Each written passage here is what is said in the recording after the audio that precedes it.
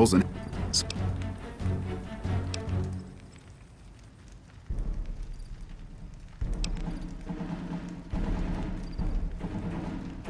course not. You earned it. Rest up. Let us carry things for a while. Kind of curious how this is going to pan out in the long run, but I guess history will tell us in its own sweet time.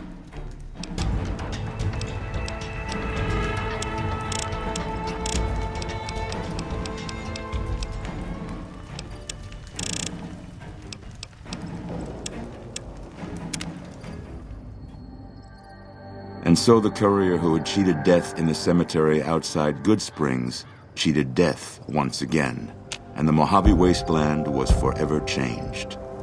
The new California Republic celebrated its second victory at Hoover Dam, establishing definitive control over the entire Mojave Wasteland.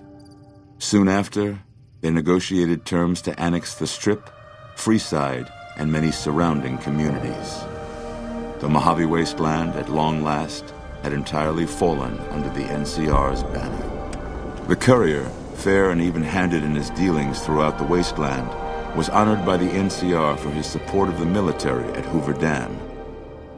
He was presented with the Golden Branch, the highest civilian decoration given by the Republic.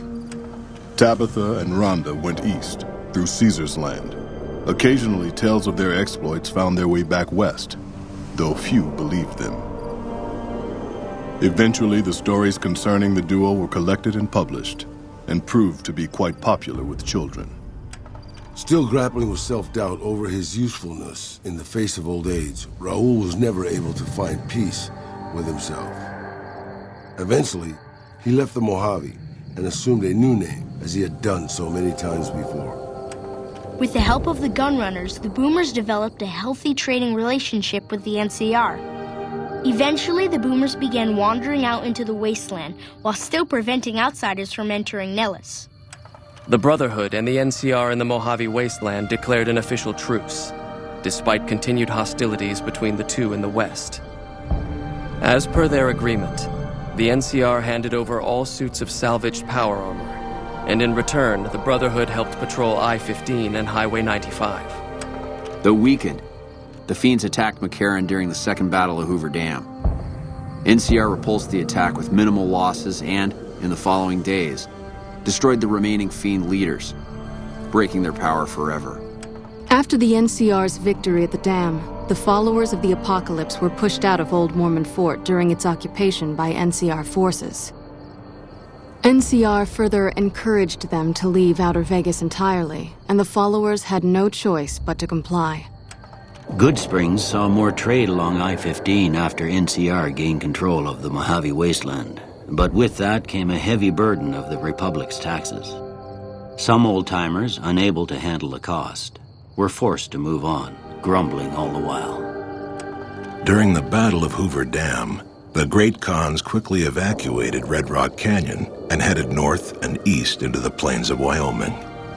There, they reconnected with the followers of the Apocalypse and rebuilt their strength. Bolstered by ancient knowledge of governance, economics, and transportation, they carved a mighty empire out of the ruins of the Northwest. After the NCR victory at Hoover Dam, the temporary truce between them and the Kings blossomed into a full-scale relief effort for the people.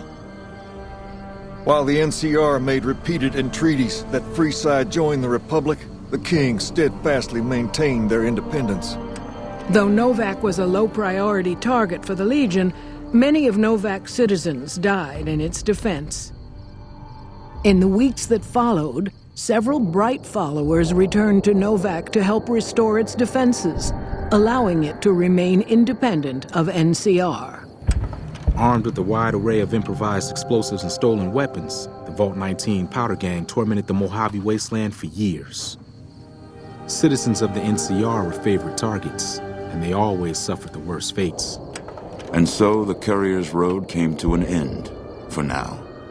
In the new world of the Mojave Wasteland, fighting continued, blood was spilled, and many lived and died just as they had in the old world.